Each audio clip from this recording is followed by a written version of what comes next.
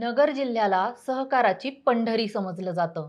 पद्मश्री विठ्ठलराव विखे पाटलांनी 1950 साली येथे आशिया खंडातला पहिला सहकारी साखर कारखाना सुरू केला.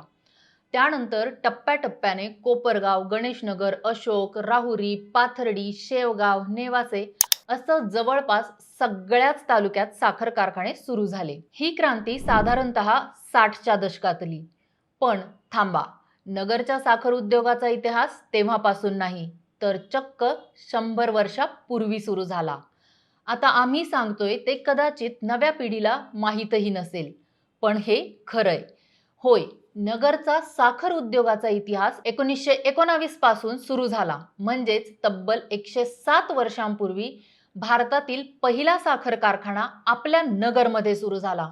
ब्रिटिशांनी भारतातील साखर उद्योगाचा श्रीगणेशा आपल्या नगरमधून केला.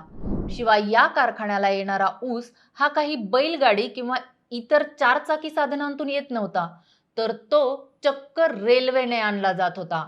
नगरचा हाच गौरवशाली इतिहास आज आपण पाहणार आहोत. नमस्कार, आपण पाहत आहात अहिल्यानगर लाईव्ह 24 नगरी घडामोडींचं परफेक्ट ॲनालिसिस. नगर जिल्ह्यातील श्रीरामपूर तालुका हा कायम चर्चेत असतो. कधी नव्या जिल्ह्याचं मुख्यालय म्हणून, तर कधी वेगवेगळ्या वादामुळे हा तालुका कायम चर्चेत असतो. पण श्रीरामपूरला काही फार जुना इतिहास नाही. फार फार तर 100 वर्षांपूर्वी तयार झालेलं हे शहर आहे. या शहराच्या स्थापनेची कथाही जरा वेगळीच आहे. बिनवेशीचं आणि 18 पगड जाती धर्मांचं हे शहर मुळात रेल्वे स्टेशनमुळे अस्तित्वात आलं. आणि त्यातून विशेष म्हणजे हे रेल्वे स्टेशन कशामुळे अस्तित्वात आलं, तर हारेगावच्या कारखान्यामुळे. आता हे ऐकून अनेकांना गंमत वाटेल, पण हे खरं आहे. 100 वर्षांपूर्वी श्रीरामपूर नावाचं काहीच भौगोलिक महत्व नव्हतं. ब्रिटिश काळात पुणे मनमाड रेल्वे सुरू झाली. ती दौंडवरून यायची. या रेल्वेचा थांबा म्हणून बेलापूर जवळ गावाजवळ थांबा दिला गेला. हा थांबा बेलापूर गावापासून बराच दूर होता. आजही या थांब्याला बेलापूर स्टेशनच म्हणतात. याच बेलापूर थांब्यापासून 5-6 किलोमीटरवर हारेगाव नावाचं गाव आहे. पलीकडून गोदावरी व अलीकडून मुळाप्रवरा या नद्यांमुळे या गावात ऊसाचं उत्पन्न जास्त व्हायचं. हारेगावला पूर्वी गुळाची गुऱ्हाळ चालायची.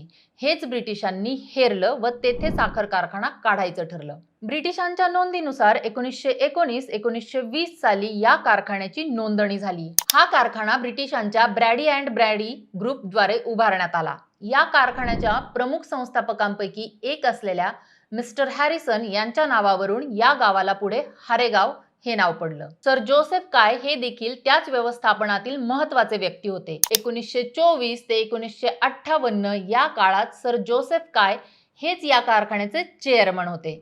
त्यांनाच साखर धंद्याचे जनकही म्हटलं जातं. साधारणतः 4 वर्षात कारखाना उभा राहिला आणि 1924-25 साली साखरेचं उत्पादन सुरू झालं. अगोदर सांगितल्याप्रमाणे साखरेपूर्वी या भागात गुळाचं उत्पादन व्हायचं.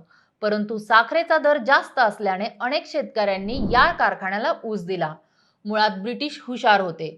त्यामुळे हा कारखाना सुरू करण्यापूर्वीच त्यांनी स्थानिक सरकारकडून हजारो एकर जमीन भाडेतत्वावर घेतली होती. तब्बल 22 एकर क्षेत्रावर हा कारखाना होता.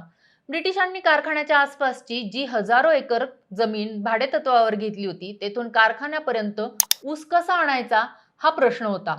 बैलगाडी किंवा अन्य चारचाकी साधनांची कॉन्सेप्ट ब्रिटिशांच्या डोक्यातच नव्हती. मुळात हा कारखाना खाजगी असल्यानं त्यांच्याकडे पैशाचीही कमी नव्हती. त्यामुळे एकीकडे कारखाना उभारला जात असतानाच दुसऱ्या बाजूने नॅरो गेजच्या रेल्वे रुळाचीही आखणी केली जात होती. म्हणजेच कारखान्यापर्यंत ऊस थेट रेल्वेने वाहून आणला जाणार होता. कारखान्यापासून हजारो एकर शेतीपर्यंत हे रेल्वे रूळ टाकण्यात आले. त्यानंतर थेट ब्रिटनवरून 4 छोटी रेल्वे इंजिनही मागवली गेली. कारखान्याने आपल्या अंतर्गत वाहतुकीसाठी 2 फूट व 6 इंच व्यासाचा नॅरो गेज रेल्वे मार्ग तयार केला. ऊसाच्या फडापर्यंत हे रेल्वे मार्ग अंथरले गेले. हारेगाव साखर कारखान्याचे स्वतःचे खाजगी रेल्वे नेटवर्क हे ब्रिटिश काळातील एक मोठे अभियांत्रिकी आणि औद्योगिक वैशिष्ट्य होते.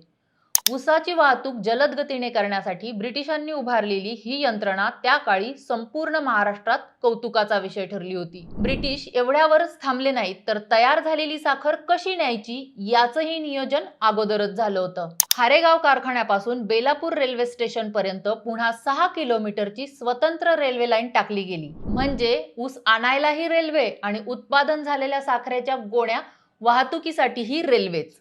या कारखान्यामुळे हारेगाव हे कामगारांचे मोठे केंद्र बनले.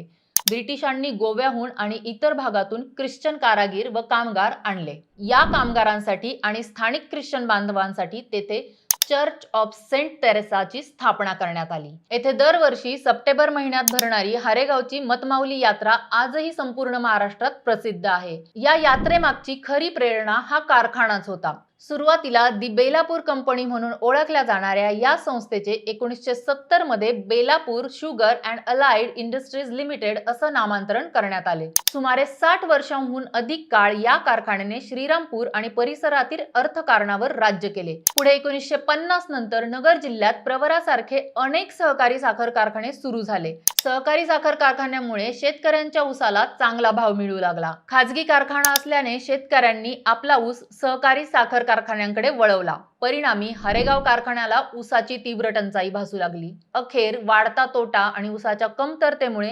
1988 मध्ये हा ऐतिहासिक कारखाना कायमचा बंद पडला. 1947 साली भारत स्वतंत्र झाला, हेही या कारखान्याच्या बंद पाडण्यामागचे आणखी एक कारण होतेच. कारखाना बंद झाल्यानंतर तेथील कामगार निघून गेले आणि एकेकाळी गजबजलेले हे औद्योगिक केंद्र बकाल झाले. त्यानंतर याच रेल्वे स्टेशन भोवती लोकवस्ती वाढली व तेच गाव पुढे श्रीरामपूर म्हणून नावारूपाला आलं. 1988 मध्ये जेव्हा हारेगाव कारखाना अधिकृतपणे बंद पडला, तेव्हा तेथील ऊस वाहतुकीचे ऐतिहासिक रेल्वे नेटवर्कही इतिहास जमा झाले. 1924 पासून 1988 पर्यंत तब्बल 64 वर्षे येथे रेल्वे धावली. कारखाना बंद झाल्यानंतर कारखान्यातील मौल्यवान लोखंडी रूळ, इंजिन आणि डब्बे नंतर भंगारात विकण्यात आले. आज या रेल्वे मार्गाचे केवळ काही अवशेष आणि जुन्या आठवणीत शिल्लक आहेत. मात्र भारतातील आधुनिक साखर कारखानदारीची खरी सुरुवात याच कारखान्यापासून झाली होती, हेही तितकेच खरे. मित्रांनो, तुम्हाला हा विषय कसा वाटला हे आम्हाला कमेंट करून नक्की कळवा. शिवाय या कारखान्याविषयीच्या काही आठवणी तुमच्याकडे असतील तर त्याही आम्हाला कळवा. व्हिडिओ आवडला असेल तर चॅनलला सबस्क्राईब करून व्हिडिओला लाईक करायला विसरू नका. पुन्हा भेटू नवीन विषयावर. तोपर्यंत नमस्कार.